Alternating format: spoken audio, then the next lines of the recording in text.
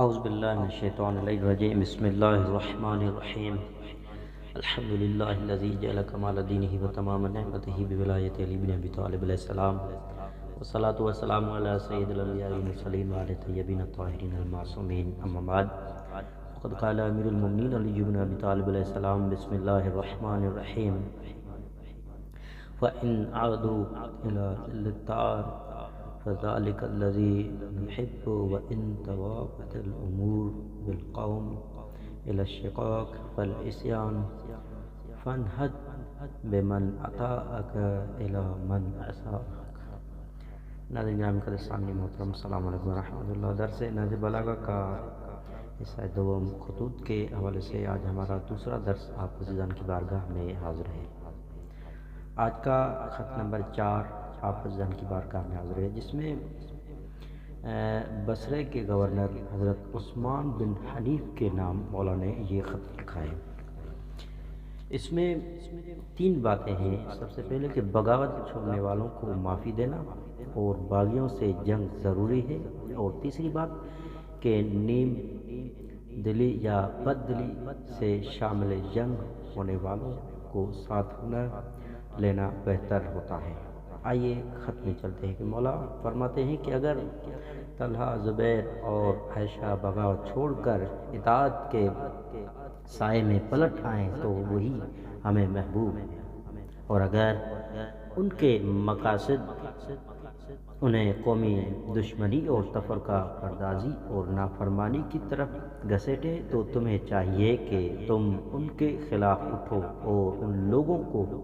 ساتھ لے کر اپنے مخالفوں کا مقابلہ کرو جو تمہاری اطاعت کریں اور جو تمہاری قیادت میں آگے بڑھیں، ان کو کافی سمجھو اور ان لوگوں کی بالکل پرواہ نہ کرو جو تم سے جی چراتے ہو۔ دراصل ناگواری سے ساتھ دینے والوں کا موجود نہ ہونا ان کے موجود رہنے سے بہتر ہوا کرتا ہے، اور ان کا جنگ سے الگ ہو کر بیٹھ رہنا ان کے جنگ کے لیے اٹھنے سے مفید ہوتا ہے۔ خط نمبر 5۔ یہ خط امیر المومنین علی بن ابی طالب علیہ السلام نے آذربائیجان کے گورنر اشعث بن قیس کے نام لکھا ہے، جس میں مولا نے عہدہ اور حکمرانی کا مطلب کھاؤ پیو اور مزے اڑاؤ نہیں، وہ گردن میں امانت کا پھندا ہے کے حوالے سے بیان کیا ہے۔ دوسری بات، بلا اجازت اور بلا دلیل کوئی بڑا کام کرنے کی ممانعت۔ آئیے خط میں چلتے ہیں۔ مولا فرماتے ہیں اور تجھے ملی ہوئی حکومت کھانے پینے اور موج اڑانے کا سامان نہیں ہے، لیکن وہ تو تمہاری گردن میں لٹکی ہوئی ایک امانت ہے، اور تم اپنے اوپر حکمران کی طرف سے اس امانت کے محافظ ہو۔ تمہیں یہ اختیار نہیں ہے کہ تم رعایا کے ساتھ جو بھی چاہو کرتے رہو، اور نہ یہ اختیار ہے کہ بلا کسی مضبوط وجہ کے کسی بڑے مسئلے میں الجھو، اور تیرے ہاتھ میں اللہ کے مال میں سے کچھ مال رہتا ہے، اور تم اس مال خدا کے اس وقت تک خزانچی ہو جب تک اس مال کو میرے سپرد نہ کر دو، اور امید ہے کہ مجھے تمہارے لیے ایک برا حکمران نہ بننا پڑے گا۔ خط نمبر 6۔ اس خط میں امیر المومنین نے یہ خط جو ہے معاویہ کے نام لکھا ہے۔ اس میں امیر المومنین نے معاویہ کو لیڈروں کے خود ساختہ اصول انعقاد خلافت پر متوجہ کر کے اپنے برحق خلیفہ ہونے پر لاجواب گفتگو کی ہے، اور عثمان کے خلاف سازش سے اپنی بریت کا اعلان کیا ہے۔ آئیے خط میں چلتے ہیں۔ مولا فرماتے ہیں بلا شبہ مجھے اسی پوری قوم نے خوشی سے بیعت کر کے اپنا خلیفہ بنایا تھا، جس قوم نے جس اصول پر ابوبکر، عمر اور عثمان کو اپنا خلیفہ بنایا تھا۔ قریشی قوم کے عمل درآمد کے بعد کسی بھی موجود شخص کو یہ اختیار نہیں رہتا کہ وہ اس عمل کے خلاف کسی اور کو خلیفہ بنا لے، اور نہ اس وقت کے غائب شخص کو ان کے فیصلے کو رد کرنے کا اختیار رہتا ہے۔ قریشی و انصاری عقیدے اور عمل کے ماتحت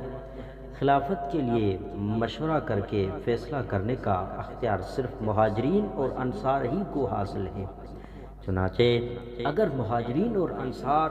کسی شخص کو خلیفہ بنانے کا اجتماعی فیصلہ کر کے اسے خلیفہ و امام نامزد کر دیں تو اسی فیصلے میں اللہ کی رضامندی ہوگی۔ اس نامزدگی کے بعد جو کوئی اس قریشی فیصلے کی اطاعت سے خارج ہوگا، خواہ طعن و طنز کر کے یا کوئی نئی بدعت گھڑ کر، اسے سارے مسلمان مل کر اپنے خلافت کے ماتحت جبرن لائیں گے اور مطیع بنائیں گے۔ اب اگر وہ شخص نہ مانے گا تو اس سے جنگ کریں گے، اس لیے کہ اس نے مومنین قریش کے خلاف راہ اختیار کی ہے، اور اللہ بھی اسے اسی ولایت سے وابستہ رکھے گا جو اس نے اختیار کی تھی۔ اور اے معاویہ، مجھے اپنی جان کی قسم، اگر تو ذاتی خواہشات اور اپنی مصلحتوں سے ہٹ کر اپنی عقل سے کام لو تو یقیناً مجھے عثمان کے قتل میں تمہارے تمام انسانوں سے زیادہ بری و بے قصور پائے گا، اور تجھے ضرور یہ علم ہو جائے گا کہ میں سے ہٹ کر خانہ نشین رہا، سوائے اس کے کہ تم اپنے مقاصد کے لیے مجھ پر تہمت عائد کرو۔ خط نمبر 7۔ اس خط میں امیر المومنین نے، یہ بھی خط جو ہے معاویہ کے نام ہے، اس خط میں مولا نے سب سے پہلے کہ معاویہ کے خط پر سبق آموز ریمارکس اور قریشی عقیدے کے روح سے بیعت کی پوزیشن اور منحرف اور غور و خوض کرنے والوں کی حالت۔ آئیے خط میں چلتے ہیں۔ مولا فرماتے ہیں کہ بعد از حمد و ثنا و درود واضح ہو کہ تمہارا بے تقی نصیحتوں سے لبریز اور نمائشی اور خود ساختہ اور بے سر و پا خط مجھے مل گیا ہے، جسے تم نے اپنی گمراہی کی بنیاد پر لکھا ہے اور اپنی رائے کی خرابی کے سہارے بھیجا ہے، اور یہ ایک ایسے شخص کی تحریر معلوم ہو رہی ہے جس کو بصیرت حاصل نہیں ہے، تاکہ وہ